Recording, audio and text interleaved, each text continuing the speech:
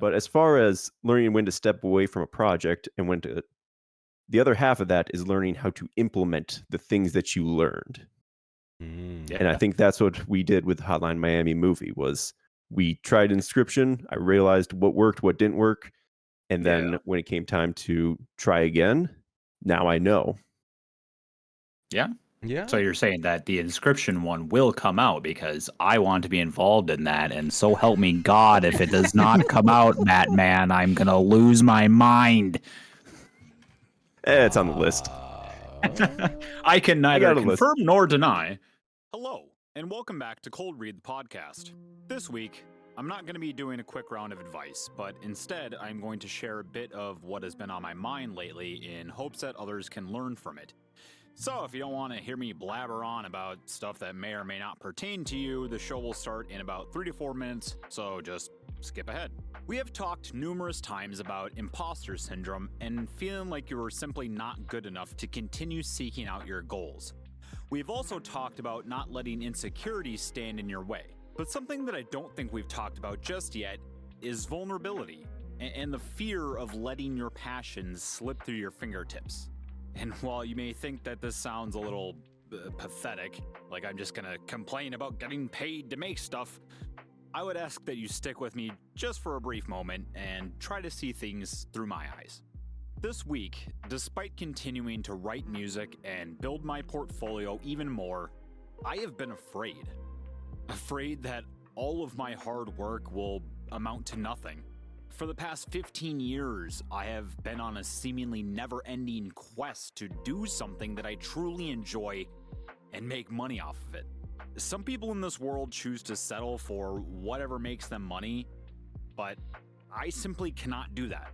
It's ingrained in me. If I'm not enjoying myself or if I'm not being challenged, I lose interest very quickly. And more to that point, there are just some things that you can't explain that you need to do. Like you can feel it deep within yourself, but you can't just show somebody. And for me, that is music. I cannot live without music. I listen to music every single day. And now that I've finally found myself in a situation where I can write music again, I will never let it go. Again, it's ineffable. This is something that I need to do. I don't care if it's composing or mixing or performing. I need to be involved in music in some way. Now, I did not find this passion again until very recently, so please understand that our stories may not be the same. Maybe you already know what you want in life, and that's great. Maybe you have no idea what you want, and that too is okay. It is often said that the only way you ever achieve failure is when you have given up.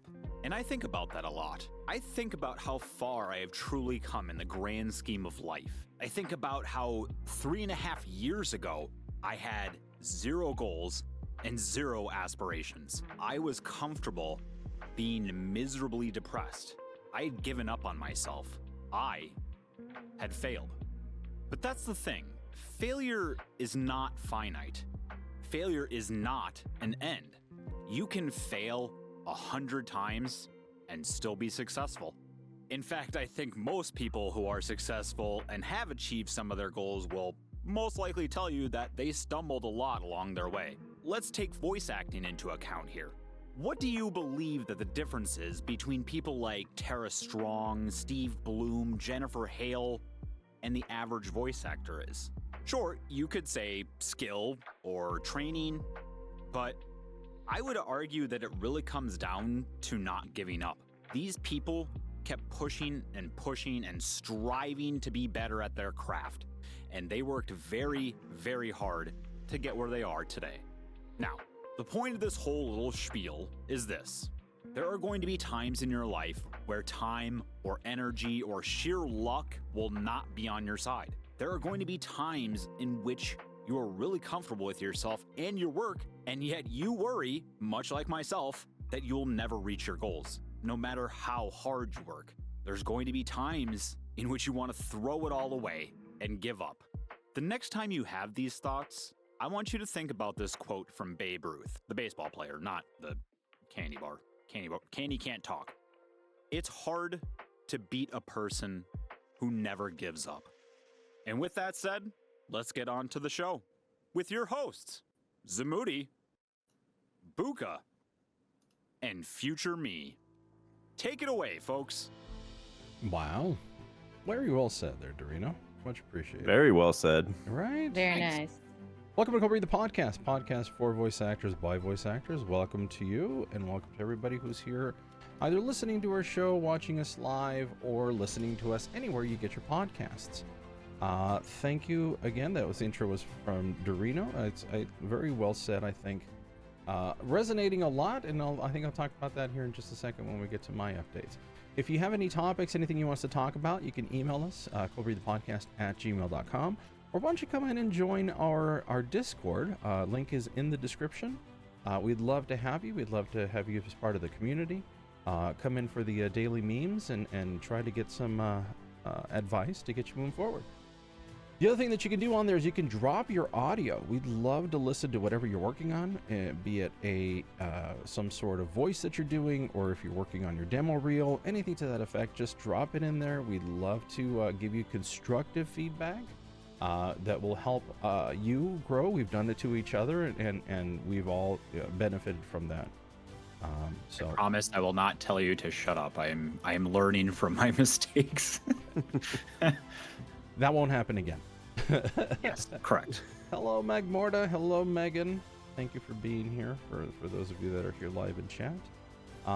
For those of you that are watching on YouTube or anywhere, we'd love to see a comment. Where are you hearing us from? Where did you learn from us? Where did you learn from us? How did you end up here? Did you come from Facebook? Did you come from Twitter or X or whatever the hell it's called now? Just go ahead and drop it in there. We want to see where you're from. We want to get to know you, and we want to hear your story. So don't be afraid to reach out. All right. Well, I think because we weren't here last week, and apologies for that, I was too involved with the show to be able to get away, and that turned into a whole ordeal, which I will also get into here in just a moment. But let's check in with everybody. So let's see what Booka has been up to. So Booka, how has your 2 weeks been?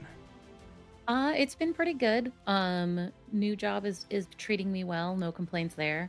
I have been on a crafting binge because spooky season is my favorite season. Ooh. So we got fun little cookie guys. If you're familiar with the Oh my indie gosh. classic Trick or Treat, I've got Yes. some sand balls. Yes. I got, and this is just like a small amount of the things that I've done lately. We've got our ghosts. Oh my god. We've got awesome. pumpkins. So yeah. And we've got candy corn. Ooh, nice. Wow. So for So, those of you who I'm- are listening, check out the YouTube to see what everything Booka just showed, because it all looked awesome. There you go. Yeah. Yeah. They're quite cute. They're fun. I've made enough of them that I'm considering going to the Friday the 13th market at one of my favorite bars, and selling my wares, but we'll see. Oh, that'd be a I good didn't even know idea. that was a thing. That's so awesome. Yeah. Magmorta says, do it. Just no question. I about it. will. Just do it. Just there you Just go. do it. Just do it. Yeah, I'm gonna see if I can get a decent amount of stuff made, and then I'll head over there. One of the biggest things for me is just building a portfolio, because most of the stuff that I do is actually commission work. And so going to the market and selling these little guys is more of just like opening the door to say, hey, do you want something specific? Check out my portfolio. There you go. That's On the good. voice acting front, I have finally solidified the 3 voices that I need for the event in November. Ooh. Because AVAG is doing our competition, a pop-up workshop, and we're also doing Anime Live After Dark. So basically, if you like a bridge style series and goes wrong style plays, that's pretty much what it's gonna be like. And so I needed like a vocal fry Valley Girl kind of voice, and I feel like I can finally do that consistently. Nice. Wow. And then I needed a very soft voice because I'm going to be someone's very innocent, just utterly positive mother figure.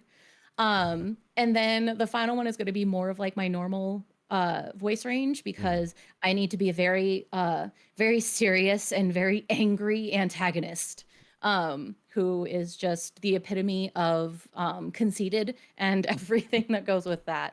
So I've finally have solidified those 3 voices because I am terrible at taking my own advice and being like, you need to be able to do different voices, and if you're gonna do them, you have to be able to do it consistently. So finally taking my own advice and doing the thing. Nice. Good. Well, welcome aboard. Thanks for being here, Booka. Much appreciated. Dorino, how what? Welcome aboard. We'll She was here 2 weeks ago, bro. Can I talk about this? Welcome back. Keep going. Dorino, go. Hello, and welcome back to Cold Read the podcast. So last 2 weeks, what did I do? I wrote 2 songs. I wrote 2 new songs. One is like a war song. At least that's the way I envisioned it. Very, very epic, very triumphant, and then it goes into like a huge booming, like, oh shit, it's the final boss. So that was cool. And then I also wrote another one that I wrote it for Meg, and in my eyes, it is something you would hear out of a Nicholas Sparks film, or rather a film based around his writing. So if you like to be emotionally moved, go check out my website at dtsaudio.org, and you can check out those songs and let me know what you think of them, good or bad. I would love to hear any feedback whatsoever. And yeah, that's pretty much all I've done. I've really just been just working on building that portfolio. Payday 3. Yeah. Oh yeah. Well, I didn't want to get into this because I'm one of the people that does not resonate with the angry people on Reddit. You know, like the people that think that the company is well, insert bad words here, essentially. Saying that this game fucking sucks and blah, blah, blah. They're a multi-million-dollar company and, you know, all that mumbo jumbo. But yeah, I'm a huge fan of Payday, and there's been server issues. Yes, it's been difficult to play, which shit happens. That's what I say. Like, it's not that serious, guys. It's a fucking video game. And yeah, so what I have played so far is fantastic, and I look forward to playing it more, hopefully, later tonight after all is said and done. Nice. So, yep, and also, Pete Gold, if you ever listen to this, please be on our show. I love you. All right. He's the voice of Hoxton from the game, and I try to get him on, but scheduling just does not work because he does not do weekends. But in any case, Zamoody, I heard you had a really cool show happen last weekend. You should talk about it. So the show went great after our dress rehearsal. So I've been doing all the tech for the show. I was doing, putting it all together, bringing the equipment, making it all go, and I had other people out running it. But during my dress rehearsal, my laptop that had all the music decided to take a crap. So like halfway through the show, halfway through a number, we're all singing. It's We Doi from Miss Saigon, and the computer blue screens because I've got the computer displaying behind us. Thankfully, everybody was nice enough to finish the number, and we took a quick 10-minute tech break, and I got the computer up and running one more time. But after that, it was just not working at all. So I had to take the studio computer, which is heavy as hell, and I converted that to, and it was a night and day. As soon as I got this thing for my person doing audio video, everything started to go in super smooth. But it was just hilarious that it's dress rehearsal. I mean, at least it didn't happen in a performance. Well, right, yeah. So I had a lot of fun with it. I got to do Say My Name from Beetlejuice, seeing that Booka is dressed as Beetlejuice. I had one of my ex-coworkers play the Lydia part. Awesome singer. Hopefully, I get to see, because I know she's going to come back for the Christmas show, and that's what we've got coming on December 8, 9, and 10. I got a whole bunch of other stuff done. We raised $3,000, so I'm super happy at how it turned out. This is 11 people pretty much coming together to display talents and to raise money for a theater group that pretty much got shut down because of COVID. With all the money that they were doing and everything else, they ran into the negatives because they had to pay storage, and they literally had nothing to buy for like licensing for play. So it's I'm super happy to have been able to give him an opportunity to get that back up and running. But let me tell you, with all the health shit that I've got going on, I took a week to recover, and I'm still, if you can't tell, extremely tired and very foggy on the brain. So if I say something stupid, Matt, I apologize for right now, because there's nothing I can do on that. It's just part of the process of recovering. All good, man. Yeah, voice acting wise, unfortunately, I have not been able to get back to the booth. Like I said, I just barely put this thing back together tonight or today, and I'm hoping to get back in here as soon as I'm done editing the show, because I know I've got 11 people that want to see the recording. So I'm gonna get to editing that, and then I can hopefully start getting back into auditioning. Although coming back down here, I hadn't been down here in 2 weeks. It's difficult still to get around. So as soon as I think I start getting better on that part, and you know, things start working out a little better, I'm gonna go. The reality is, just like Eldurrino said, I mean, it's these things take time, and sometimes you have to take time away, and this is why your intro kind of resonated with me, because I'm at one of those points where I am very paused, and I realize that I'm very paused when it comes to moving my career forward. But I'm okay with that, because my wife has put her career into gear. She's looking in 2 years to move, to have us kind of like move away from where we are, so she can start doing her ministry stuff, and then I could probably move into it a little bit more full time. So and trust me, I understand more than anybody else imposter syndrome. And it's hilarious, because I just saw I work for the county. They just did a symposium on or a TED Talks for imposter syndrome. So it's everywhere right now. So I have to still go and check it out. But I blabbed on for long enough. Let's check in with Matt, or Miskatonic Memorialist. Sorry, I keep calling you Matt because you can just call me Matt. Yeah. You guys can call me Matt. All right. Well, thank you. So how has your week been? So the week has been a mixed bag so far. It's the last time we checked in. It's been a couple months, but recently I've just been writing up a storm of getting everything prepared. So kind of like, this is my own personal pause, just like how you were talking. You take a step away rather than try and make videos consistently, like write a script, record the footage, record myself, and then release it. I took a step back and said, well, okay, what if I just got like, I don't know, 5 scripts just ready to go, and I got them all set up and ready, and work from that kind of production instead. Yeah.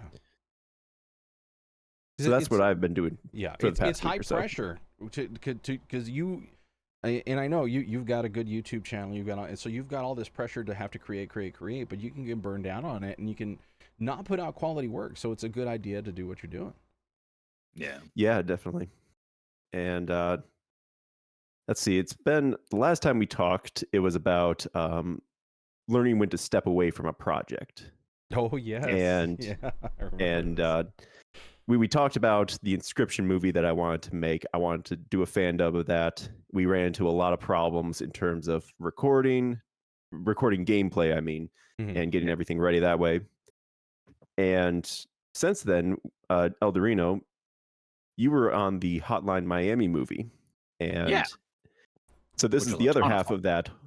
Yeah, I really liked it, and I think your segment with I can't remember his name now. Was it Teak or Tech?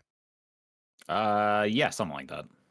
Yeah, we did a live recording together with just all of them in the booth, and that was a new experience for me. Yeah. But as far as learning when to step away from a project and when to, the other half of that is learning how to implement the things that you learned. And I think that's what we did with Hotline Miami movie. Was we tried Inscription. I realized what worked, what didn't work. And then when it came time to try again, now I know. Yeah. So you're saying that the Inscription one will come out, because I want to be involved in that, and so help me God, if it does not come out, Matt, man, I'm gonna lose my mind. It's on the list. I can neither confirm nor deny. Eldurrino's a point of view does not reflect the whole show, FYI. I'm sorry. I love Inscription. Like, It's super just awesome. so good. Game. Yeah, well, Halloween is right around the corner. Maybe I'll get that bug to get back into it. Hey, that's what I'm talking about. I think Inscription was free on PlayStation Plus very recently. I've got it in the bullpen. I've yet to play it yet, so I'm looking forward to it. It's awesome. Yeah, take a night and give it a whirl. Mm-hmm. If I can get away from Baldur's Gate or Payday 3, sure. That's true. There are a lot of just great games coming out, so it's hard for me to recommend something. It's the holiday season. This is the time when season, all the man. good games come out, unfortunately. So goodbye, paycheck. Here's a tip for those of you that want to play either. What was the game that Bethesda just put out? Starfield or Payday 3. They're both available on Xbox Pass if you have a PC, so you only pay for the monthly thing. You can have both of those games, FYI. Yeah. Hashtag not sponsored. Sorry, Matt. Keep going. Not sponsored, but if we were, give us a call. Yeah, but if you would like to sponsor us, please. Well, cool. Any current projects you're working? Well, hold on. Let me back this up a bit. Since this may be the first time that some people hear you, give us a quick overview of how you got started with projects and voice acting, etc. So, I got started in voice acting 2017, I want to say. I started voice acting, just trying my hand at, Casting Call Club, which is a great website for anyone looking to get into the business. Everyone always asks, how do I start? The answer is you just do it. There you go. That. That's good. I started on there. I got cast for a few different roles, but as time went on, I kind of wanted to make my own thing. And it was right around when the pandemic hit, and I was stuck at home with everyone else. And I started playing Darkest Dungeon, a lot of it, which is a great indie game. It's XCOM with 2D sprites and gothic horror, and it's all about insanity, losing your mind as you fight these horrible monsters.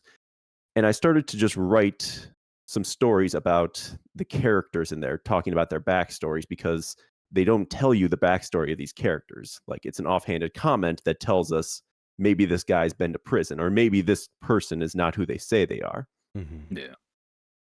And that really picked up. And that's actually how I met Zamoody, was casting for some of the journal entries. I want to say it was Blackest Night or something like that. It's been a while and my memory's not great, but let's go. Sure. Yeah, it's been 2 years. It's been 2 years since then. But that's how I met Zamoody, met Eldurrino, and we did a full-ass movie called The Ancestor, which was amazing. My magnum opus. Still have not been able to top it, and probably never will. And ever since then, I've just been continuing that idea of like researching into lore and explaining the backstory, not just in Darkest Dungeon, but other games too, like XCOM or Curse of the Dead Gods, or any game that really piques my interest. That's where I start. So I want to start, researching into and making things. Yeah. Nice. You're really good about doing that kind of stuff too. I like that you seem to take games that are kind of have their lore a little bit more obscured, or you have to really read into things in order to understand it. Because like, I haven't played the first Darkest Dungeon, but I have played a bit of the second one, and yeah, I mean, it's like you get a bit of lore in like a single sentence, and you're like, what the fuck does that mean? So you got to think like, oh, it could mean this, it could mean that, and I love that. I love the inductive reasoning. Yeah. I mean, I love that you're able to take all that stuff and put it together into a cohesive story. Thanks. And you got the attention of the developers too at one point, right?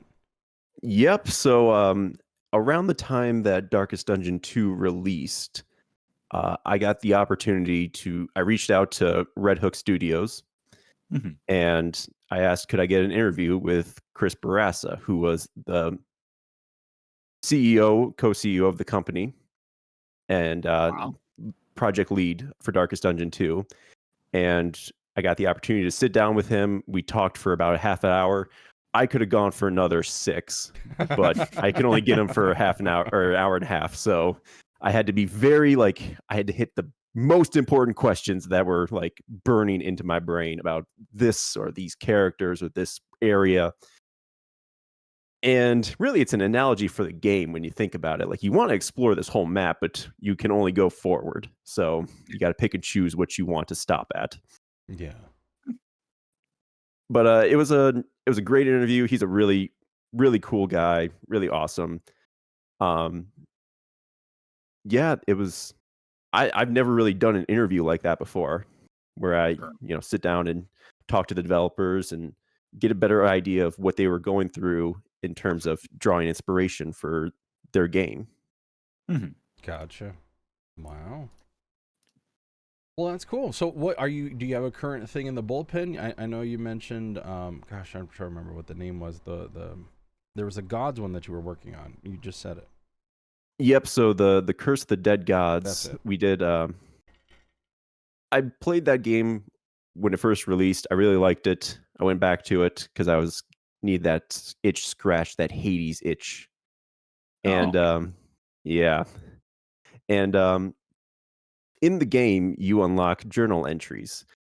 And I really wanted to read all these journal entries, but I thought to myself, wouldn't it be better if I could just listen to them? And so then I did a casting on Casting Call Club, another promo, and recruited some amazing voice actors, really talented people. And they did a series of recordings for each of the temples, and then I put them all together into one big old hour-long podcast that you can listen to, a full-on audiobook that for your listening pleasure. Nice. Oh wow! So what does it take? I mean, obviously I've never done anything on Casting Call Club. So I mean, how easy is it to put up the project, and what do you look for when it comes to picking somebody up? Eldurrino, you look very confused. Yeah, Eldurrino looks confused. Were you suggesting, or were you saying that you've never cast for something on Casting Call Club? I've never put up a project, so I have no idea what it goes into. Because you said you've never been involved with Casting Call Club, and I was like, what the hell are you talking about, dude? from the other side of it, he's never been involved with that. Yeah. This is going to be my last show for a while. I'm just going to say that right now, okay? Jesus Christ. It's all good. As far as what I'm looking for, I have an idea going in of I want this character to sound like this, or I want them to have this kind of accent. And when I hear that voice, I'm like, okay, yeah, I could make this guy work. Or sometimes it's a little thing where it's not this project, but stick around because I might have need of you later. Gotcha. Which ended up happening for a few people who auditioned. Nice. And as far as setting up, it's relatively straightforward. It's you add the role itself. So you start the project, and then you can start adding in roles that you need. And I've only really needed it for voice acting, but you can put in stuff for illustrations or writers or even editors, and stuff like that. But me personally, I've only ever done it for voice acting, and we are on a voice acting podcast, so that's what we'll focus on. The as far as casting for each role, it's tricky because I always pick 3. I want them to do 3 different lines, and I need them to be distinct enough that it shows me their range. So I don't want you to be, angry on every single one of these lines. You're not supposed to be. Sometimes you have to be angry. Sometimes you have to be soft. Sometimes you have to be confused with it. And so I always add that to when I'm describing the line. Imagine if you were trapped in a temple. This is what you would feel like. This is what the character's feeling like. Good. So you're very descriptive when it comes to what you're looking for, because not everybody does that, especially in Casting Call Club. You'll see it's no direction. It's just the line itself. So I'm sure a lot of people appreciate when it comes to the stuff that you put up. Yeah, it's always important to give the right direction. It can't just be say something that you think would fit, because I've seen some of those, and I'm like, I understand, but Dorino's putting his head down in shame. I see that way too often, and I just, as soon as I see that, I just immediately click out of the tab, because like it shows no confidence in your project. Like if you don't know what your characters are supposed to say, how the hell are we supposed to know? exactly. You have to know. You literally have to become these characters and think in that moment. Yeah. Right. Part of the fun. You know, let me ask you something real quick. Since it's pretty rare that we get the opportunity to kind of explore the mind of a casting director more than a voice actor. In the projects that you have worked on, or the projects that you have cast, what is one of the biggest mistakes that you will see voice actors do in their audition, whether that be like from complete novice or to, somewhat more towards professional? This is one that, again, I can understand it, because when I took some voice acting classes, they told us that you should do this, even if it says otherwise. But for me, it's, you don't need to slate. And I include that on every single, in the project description, I even say, there's no need to slate. There's no need to tell me your name or anything like this. Like, I can see it. I see who you are. Don't worry. Yeah. And then I still get some people who slate and say their name, and I'm like, I get it, but what voice are you bringing? Yeah. Right. Do you think maybe people just do it just so that you can get a sense of what their natural tone is? That's the exact reason for why, is they want to know. They do it so that way it's like, okay, this is my natural tone, but this is what I can sound like. And I appreciate that. That makes sense. But some of these roles, I don't need to know what you normally sound like. I need to know if you can sound like this person who is like a mixture of Antonio Banderas and I don't Pablo Escobar, I guess. Like, I need you to have that mix. Super Spaniel. So you need like Puss in Boots meets like a drug cartel lord. That's Yes. kind of the range you're looking for. Wow, what a great idea for a movie. Puss in Boots is a drug lord. Like, yeah. Hey, man. taking down El Cartel. Exactly. But it's for his own selfish purposes. He'd basically be like Walter White. The Puss in Boots movie was great, so I say go for it. DreamWorks, make it happen. Could you imagine? That'd be amazing. Breaking kitty litter. Oh, yes. Oh, man. All right, cool. All right, well, now that we've suggested an amazing idea for anybody who wants to steal it. Yep, that's half of it. Puss in Boots, the fan project. Yeah. And make it happen. I'd love to see it. Oh. I definitely appreciate your sort of your point of view for how you cast. I was very pleasantly surprised to kind of see a lot of parallels from when I'm working with my my guild members. When we run our competitions and things, we're casting on the fly. People sign up, they walk right up to our mic, and we're just within a 2-minute span, we're trying to figure out, your voice archetype. Can you fit into roles A, B, and C? And that really just comes down to, when you talk about slating, I'm like, oh, that's very much what we do at our auditions. We have people come up, we just have them tell us, like, your name, what's your favorite cartoon, where are you from, to get them sort of loosen up and we can listen to their natural speaking voice. Then from there, once I hear how they speak naturally, then I give them an audition line. And we have like a docket of like 30 plus audition lines. And I'll give them a line and I'll give them no direction. I say, I want you to read this line and give us your best take, how you think this line should go. And then no matter how they deliver that line, I give them a different direction. So if they deliver, a line from Sailor Moon, and they do sort of the classic high pitch, princessy voice, then I ask them to do, okay, I want you to do this again, but you're the villain this time. Or I'll say, they're doing a narration and I'll say, I want your you did your narrator voice. Now I want to hear like your monster truck announcer voice, and basically to see what is their vocal range and also how well they take direction. Because these are the things, that we're looking for if we're going to be putting them in a competition. We want you for a certain role. We need to make sure that you're going to be able to fill that role and take direction well if something's not quite what we need it to be. So it's just interesting to hear from your perspective, because these things are all, while we have the benefit of we're auditioning them live, you're taking people's recordings and, taking it on faith that what they gave you is something that's good and consistent.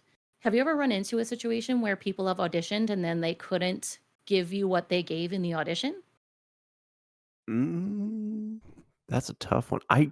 I can't think of one where it's been that case where it's like someone wasn't able to do the role. There was issue with, I think, communication. Some people, I reached back out. I hadn't heard anything for a while, so then I had to give the role to someone else. I think that happened.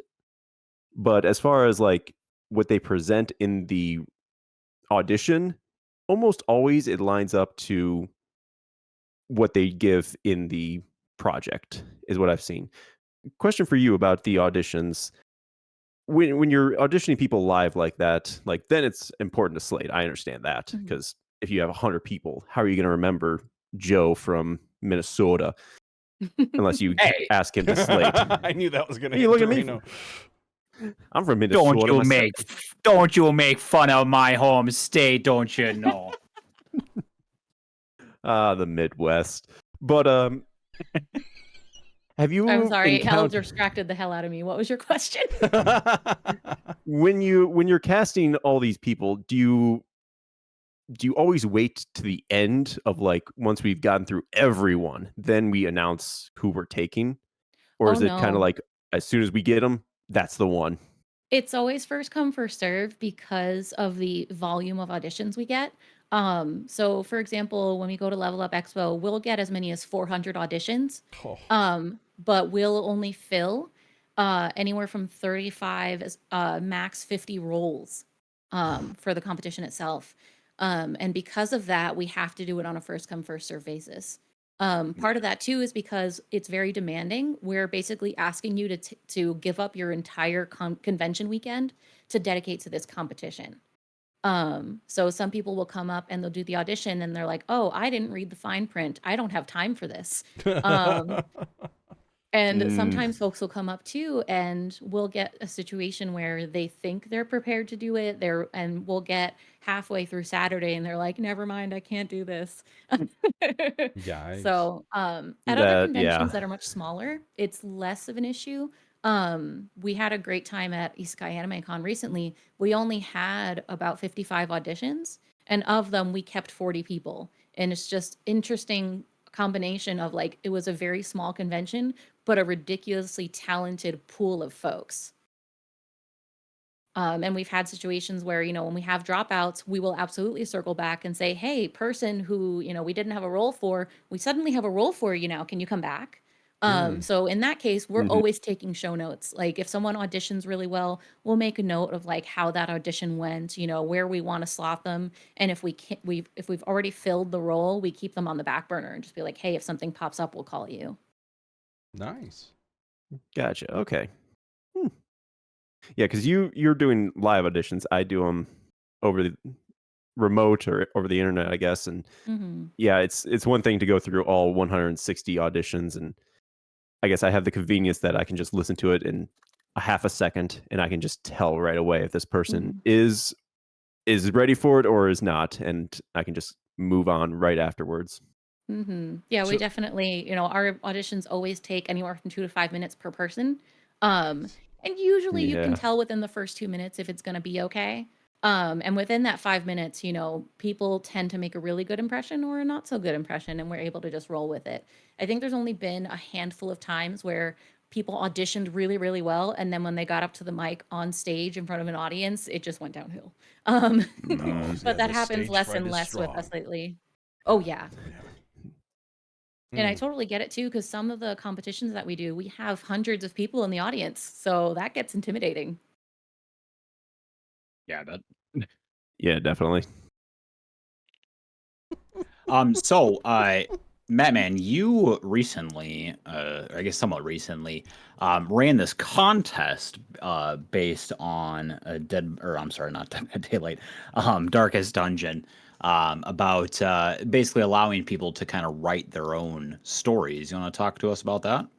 Yeah. So I had this idea of, okay, Darkest Dungeon 2 is coming out here soon. How do we want to celebrate the official launch, official on Steam and all over the world? And I came up with the idea of, well, what if we did some like journal entries from people who have survived this apocalypse? Because the whole game is about this apocalypse that just started to plague the land. Just everywhere started to just fall apart. The city caught fire. There's some famine in the fields. The ocean rose from, rising tide and just swallowed the coast. And I wanted to see in the community, tell me the story of what it would be like for someone to survive that encounter, to like live through that. Yeah. And the winners received a copy of the Steam copy of Darkest Dungeon 2, and I took their stories and made them into videos. So Sure. I again Nice. made another casting and got some voice actors. So kind of what Zamoody, the way we first met with those journal entries, it was like that, but for Darkest Dungeon 2 this time.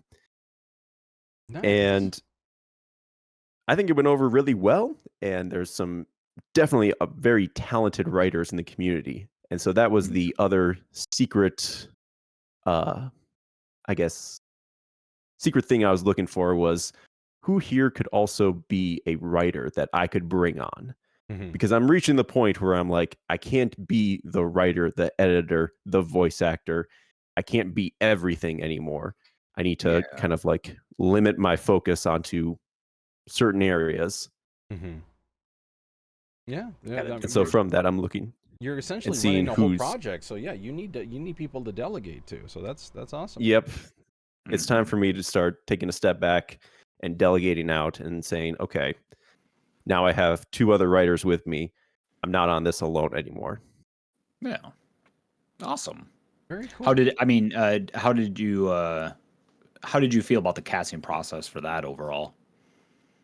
Casting process on that was really good, and a lot of people from, I want to say, Curse of the Dead Gods and even Hotline Miami, they auditioned for it as well. And I think overall the casting was really good. A few people stuck around. I'm definitely keeping contact because I want to keep those stories going in some cases. Oh, I'm like, because I have the writer on board and the voice actor, I might as well keep the story going. Nice. Very cool. Yeah, absolutely. Going back to auditions real quick because I'm curious. You mentioned that within like a couple seconds, or you already know what you're looking for. Is when it comes to over editing your audition, can you tell if the hissing has been taken out, if the de-essing is out, if it's been over processed? Is that something that you've run into a lot? I haven't run into it a lot, but I can definitely tell sometimes where it's like, I can tell that you've ran this through a couple times to remove that background noise that's still kind of there. Yeah. Where does that Alright, fall 'cause in your casting? Is that something that you would consider as a bad thing?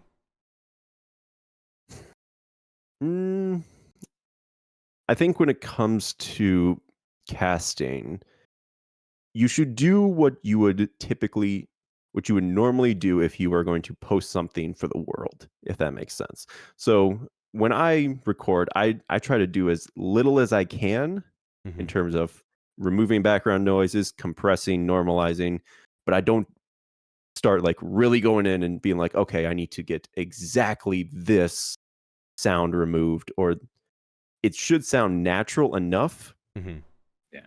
Because then I can go in and say, okay, well, I need something a little bit, I can tweak it as needed. But when it's already been processed like that, there's not much I can do without really, really causing it to seem very artificial. Gotcha. Yeah.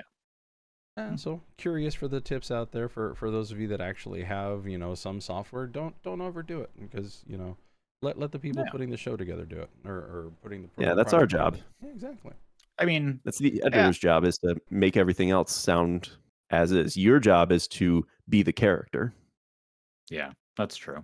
I mean, I personally, I know when I audition, I do EQ and compress a little bit, just to help my voice kind of stand out and be level all the way across instead of it, because like obviously the raw audio can be very quiet, very loud.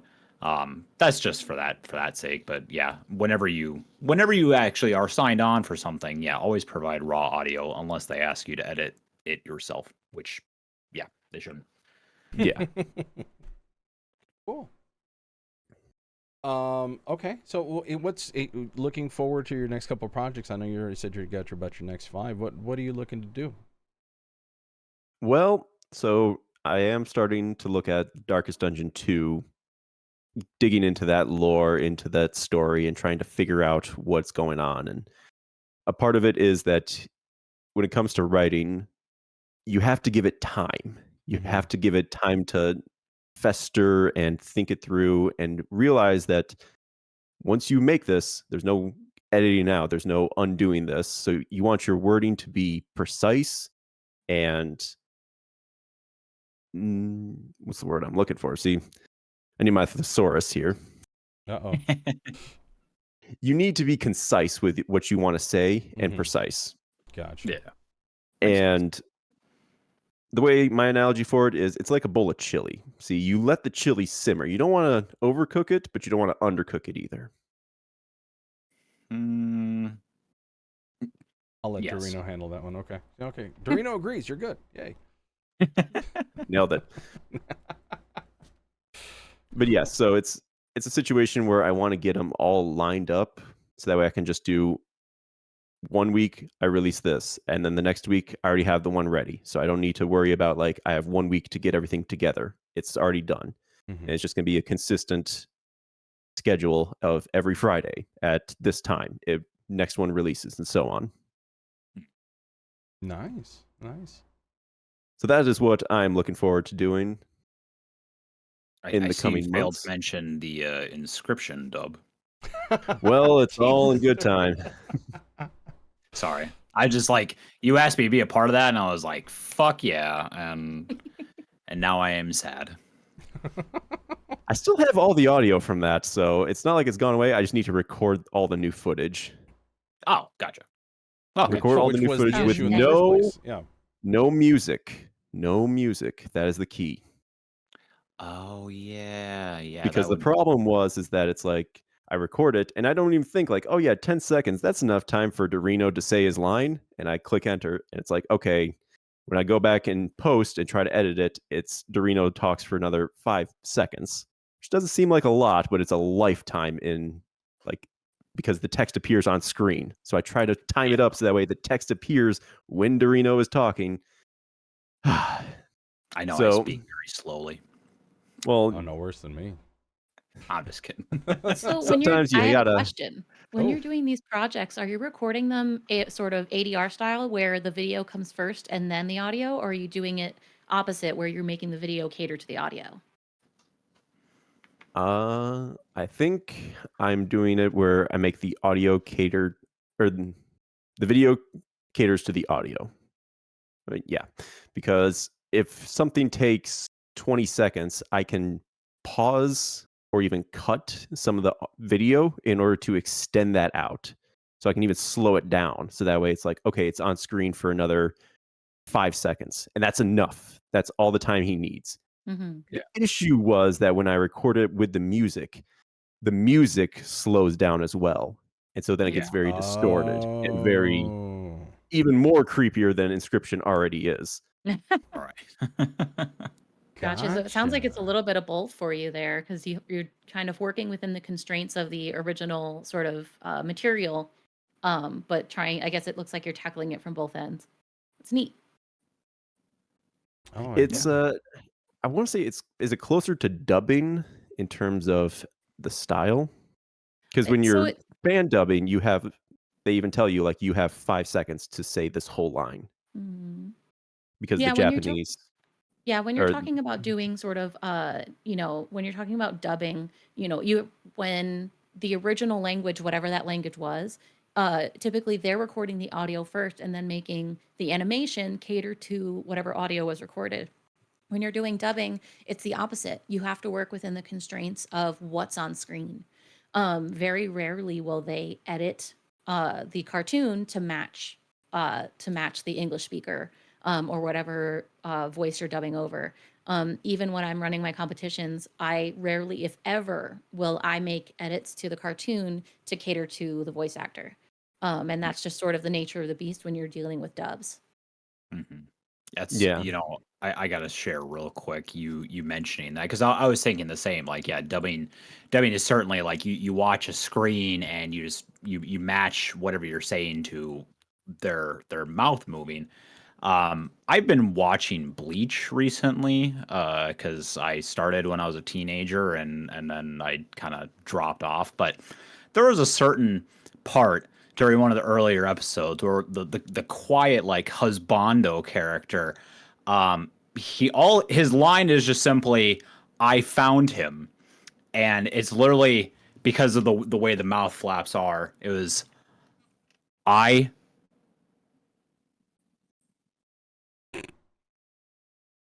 found him.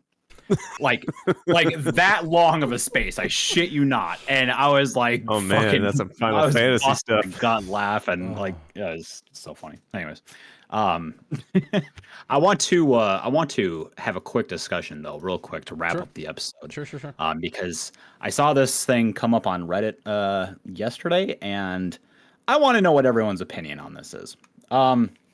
So this user is he says, or they say, I'm watching Booth Junkie talking about headphones in regards to recording voice acting, and it's making me wonder if I'm crazy. I don't wear headphones when I'm recording. Do you? Should I?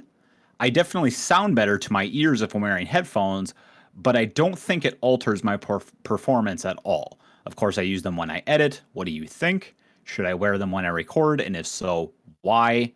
And what should I be learning from them?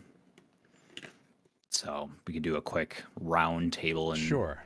So determine what everyone's opinion I'll go is. first only because, you know, I'm still recovering from Monia the Hurricane. I don't have everything hooked up in the booth, and I recently did a project in there where I could not hear myself, and it was torture for me.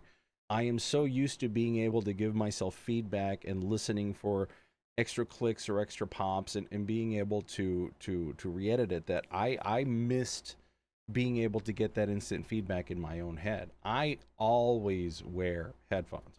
I feel weird without them, and it took me extra time because I had I got it all done. I come out here and it's like, oh crap, I brushed the side of the booth and I didn't notice. And I go back in, and it's just, so for me, no, I need it. I love to hear where everybody else is on this. Booka, you want to go next? Yeah, I'm sort of in two different camps. If you're recording yourself, I think it perfectly makes sense to have headphones. The only time I think it makes sense not to is if you're recording for someone. So if you have your ADR director on the other side of that booth, listening to your audio live, I think it makes it much easier for them to say, I need you to redo this. There was, you moved and too much S because you came to the side of the pop filter, try again. Oh, there was some interference, blah. Basically, if you don't have someone there to actively direct you, I think it makes perfect sense to wear headphones. At least for me, because I'm similar to Zamoody. I want to hear myself and fix it in the moment. I don't want to spend 2 hours recording all my lines, go back and then find out, oh frick, I was hitting my keyboard every 5 seconds. It picked up every click. My, windscreen was in the wrong place and everything sounds like this. Matt, what are your thoughts?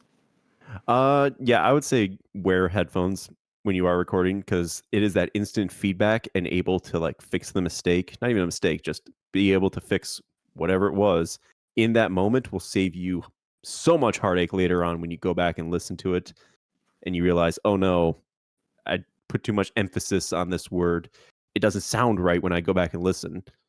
And depending on where that placement is, you might have to record that whole section again. And then it's going to sound different from when you recorded it earlier. Because I mean, I don't know if it's just me, but like I can just tell when it's like, no, I recorded this at a different time, different day, different everything. Oof, big Right. oof. I feel that. I totally feel that. I don't think anyone else noticed it, but your brain did. Yeah. Right. I'm of the same opinion. I think that wearing headphones so that you can monitor yourself is super, super important because you need to know what the close to final product is going to sound like before you submit it. And as everyone here has said, if you're doing a couple hours of audio and then you listen back to it finally, and there's all these mistakes, mouth clicks, or you're brushing up against the booth, hitting your desk, whatever, like that's just wasted time at that point. It's easier just to quickly fix it right then and there instead of having to, go back a couple of hours later. I gotta say, people on this Reddit post, I would be very interested to see what their argument for not wearing headphones is, because people say, or some people at least, have been, they say that they don't. Like, for instance, one user says, I'm trying to, but it throws me off. I get better results when I take the earphones off. I'm also learning the trade, so take that as you will. So sounds like they're still learning. And to that point, I know, like, when you just start out, listening to yourself, like having that live feedback right in your ears, is super weird. Yeah. Because you are not used to hearing your own voice in that same way. But I can't stress it enough that you need to get used to that. You need to get used to hearing your own voice. And yeah, like I don't understand how people record without headphones. Like that's mind-boggling to me. Even when I started and you are uncomfortable at first, like it's just so important to have them and be able to hear that stuff right away, Yeah. It occurs to me I'm kind of in both camps. When I'm recording speech, absolutely I want my headphones. If I'm recording singing, I have to take one cup off of my ear. It doesn't matter that I can hear myself in playback like through the headphones. I have to take one off. I can't do it without it. And I don't know why. I mean, I think that comes down to not being able to separate your own vocals versus the instrumentals. And I totally understand what you mean by that, because I'm like, for the most part, if I'm recording singing, I do use both cans on at the same time. But yeah, there are times in which I do need to take one off just so I can hear myself a little bit better. Or you can also just like turn down the instrumental a tiny bit, or even better, EQ yourself so that you're separate from the rest of the mix. But I mean, I think whatever in part works it best has for to you. I think it has to do with the fact that through my headphones I feel like I sound different in here versus what I hear myself as when my headphones are off. Oh, Like sure. that's Interesting. the best thing that I can describe is just like how I hear myself through the headphones is not how I hear myself in real life, which is Hmm. why I end up every single time, doesn't matter if there's background or I'm singing a cappella, anything, one of these has to come off. Okay. So, and the reality is, if it's really throwing you off, because it really shouldn't, because I the way that I've got my recording set up is, as I'm saying it, I'm hearing myself almost immediately. There is no delay. If it's Yeah. throwing you off, you may have a delay, That's because true. that can 100%. For example, first time I ever streamed, and this was like 3-4 years ago, I had like a half-second delay, so I would hear myself. And I just, like, the whole time I was so uncomfortable that it's Oh, like right. I had to figure out what was going on. So if you're hearing some sort of delay, because you really should be hearing your headphones pretty much at the same time that you're hearing yourself in your own head voice. Look at your settings, and maybe you've got something that's causing that maybe quarter of a second, half second, and that's enough to really throw you off. It could be, Yeah. I don't know. Yeah. I'll have to do some serious self-analysis on that one. If you use I will say, if you're recording something and you're applying any type of plugins right away, try to do it without it first, because the more plugins you have on your chain, or the more tools you have on there, the more separated it's going to be. So you'll say something, and as Moody said, half a second later, you'll hear it back because it has to process all that audio before it sends it back to your headphones. So, If I think more about it, I think all but one of my microphones have a very warm sound. And maybe that's why. Because even on playback, the microphone itself is in a warmer sort of range of how I hear myself back. And I'm like, my voice Yeah. doesn't sound like that. Oh, And so sure. then I gotta that could pop do it it. off because I'm like, this is what I sound like, not what I hear here. Yeah. Yeah. No, I agree. I agree with that 100%. It is very trippy when you realize that there are 3 different ways that you can hear yourself. The way you sound when you speak, the way you sound in playback, and the way other people hear you. Mm-hmm. Are all 3 different things. I like that. Sorry, I'm just thinking immediately. I have a twin sister, and no one can tell us apart when we're on a phone. If it's anything through an electronic channel that you're hearing us, we sound identical, according to the rest of the world. I have a brother who's older. I have the same problem when we're on the phone. Nobody can tell who. Actually, most people in the county still think we're the same person. Because we're both E. Rydell. So it's just like, oh, it's the same dude. But yeah, if you put us on the phone, we're our voices are like super alike. But I totally understand. Yeah. Yeah, that's interesting.